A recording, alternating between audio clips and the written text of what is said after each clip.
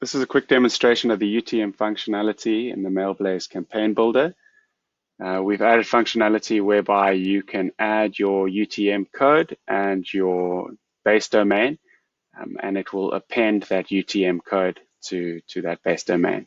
So to get into it, it will essentially search for this base domain throughout the copy. It will look within the text sections, the buttons, the social media icons, and specifically in the social media icons, obviously Facebook, Twitter, LinkedIn go to their own domain, but you might have a website link here that might go to your domain. So it will look there and append that UTM code to that domain. And then the final one is within the HTML structure. I'm going to leave this out for this example, but it would be in here as well. It would search through that and replace and append that UTM code at the end.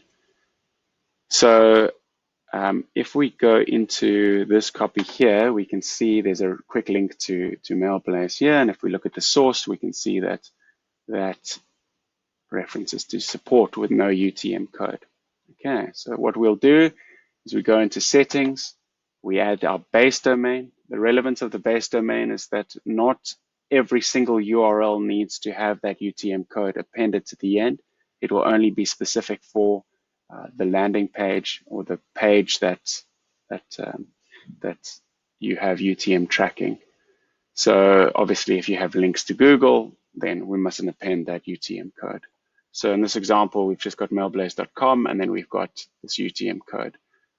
It's as simple as that, really. And then when you see the preview, you can see an example. It's always good to test this as well, and just send yourself a test. Click through the various links and just make sure that they're working. But if we go here, we have a look at the source code quickly, we can see, great, that UTM code has been appended to the end of the URL. Okay, guys, thanks. If there are any questions, please send them to support@Mailblaze, and we'll be sure to help you out.